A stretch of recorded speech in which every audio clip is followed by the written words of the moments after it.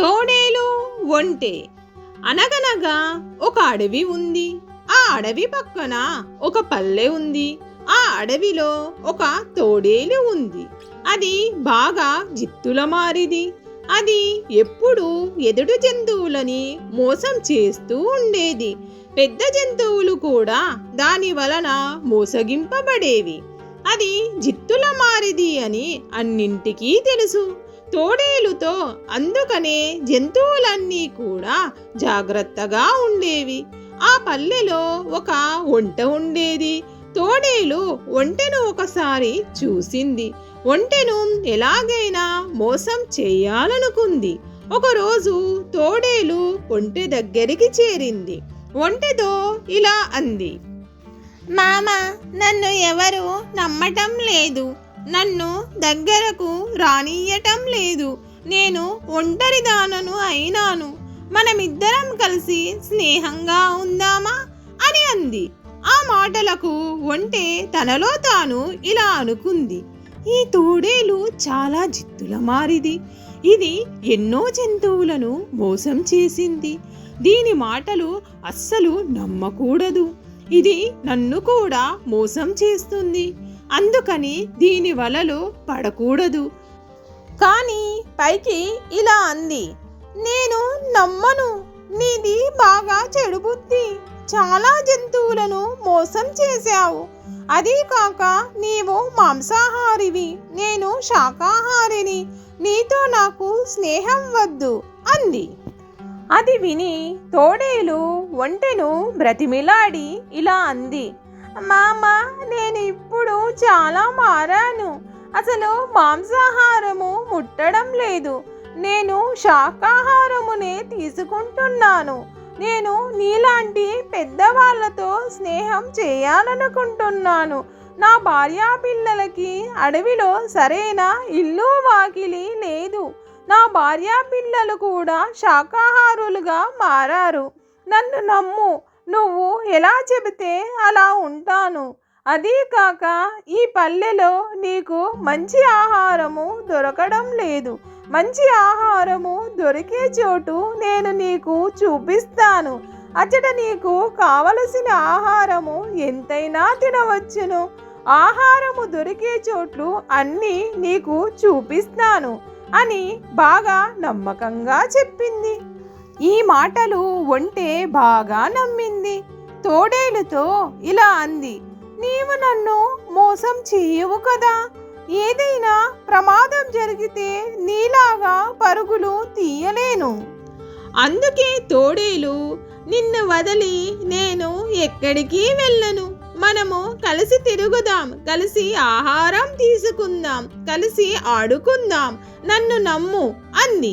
ఈ మాటలను ఒంటె బాగా నమ్మింది.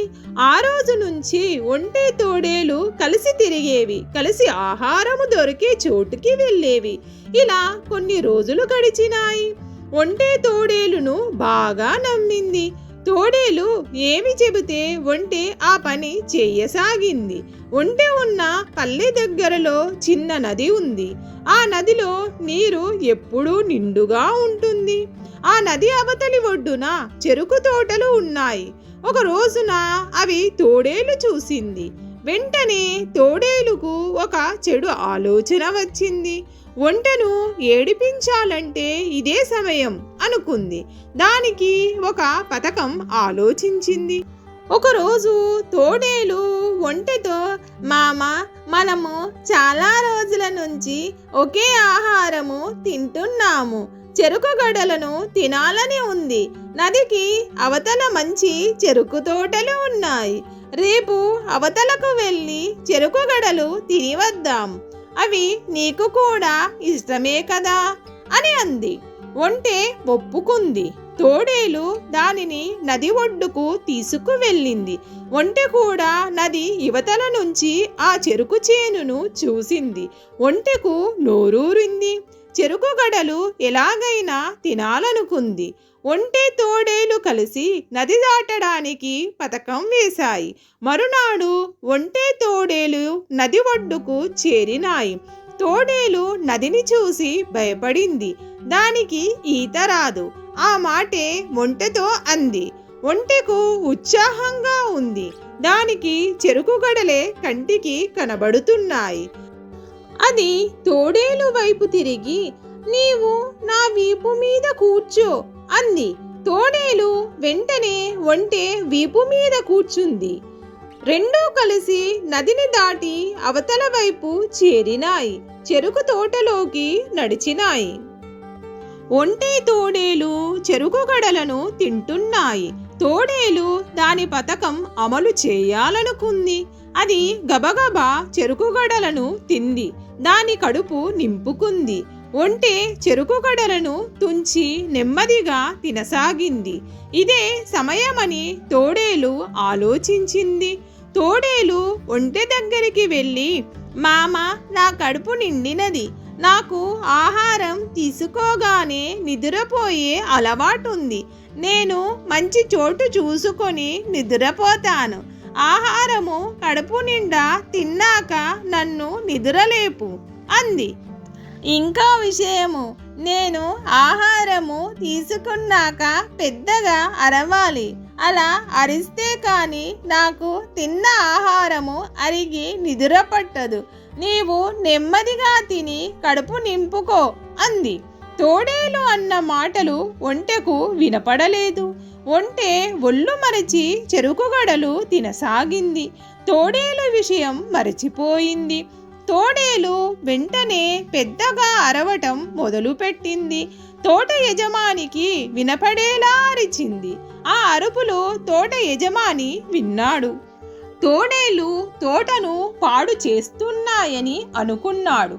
చుట్టుప్రక్కల పనిచేసే కూలీలను కేకవేశాడు. అంతా కలిసి తోడేలు వెంటపడ్డారు. కానీ తోడేలు తెలివిగా తప్పించుకొని నది ఒడ్డుకు చేరింది. వారికి చెరుకు గడలు తినే ఒంటె కనిపించింది. అందరూ కలిసి దానిని చితకబాదారు. ఆ దెబ్బలకి ఒంటె ఒళ్ళు హూనమయ్యింది. అది మెల్లిగా నది ఒడ్డుకు చేరింది. దానికి తోడేలు కనిపించింది. ఇది తోడేలు పనే అనుకుంది. దానిని నమ్మినందుకు చింతించింది. తోడేలుకి గుణపాఠం చెప్పాలని గట్టిగా అనుకుంది. తోడేలు ఒంటెను చేరింది. ఎంతో సానుభూతి చూపించింది. మామ, ఇలా జరుగుతుంది అనుకోలేదు. నీ ఒంటి మీద గాయాలు చూస్తుంటే నాకు దుఃఖం ఆగడం లేదు. ఇంటికి చేరగానే మందు రాస్తాను, పద అంది.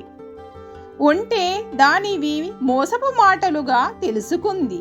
దాని పీడ విరగడ చేయడానికి ఇదే సమయం అనుకుంది. తోడేలు ఒంటె వీపుపై కూర్చుంది. ఒంటె వీపు మీద కూర్చున్న తోడేలుకు సంబరంగా ఉంది. తన చేతిలో ఒంటె మోసపోవడం దానికి చాలా సంతోషం కలిగించింది. ఒంటె తనను అనుమానించలేదని అనుకుంది. ఒంటె నెమ్మదిగా నదిలోకి దిగి లోపలికి వెళ్ళసాగింది. నది మధ్యలోకి వెళ్ళింది. అక్కడే ఆగింది. అల్లుడు, నాకు ఆహారం తినగానే నీటిలో మునిగితే గాని ఆహారము అరగదు. నీవు జాగ్రత్తగా కూర్చో అంది. తోడేలుకు అప్పుడు అర్థమైంది. దానికి చావు దగ్గర పడిందని తెలుసుకుంది. ఈలోగా ఒంటె నీటిలో ఒక్క మునక వేసింది. ఆ దెబ్బకి తోడేలు నీటిలో కొట్టుకుపోయి చనిపోయింది. మీకు ఈ కథ నచ్చినట్లయితే లైక్ చేయండి, మీ ఫ్రెండ్స్కి షేర్ చేయండి. మరిన్ని కథల కోసం కథా సమయాన్ని సబ్స్క్రైబ్ చేయండి.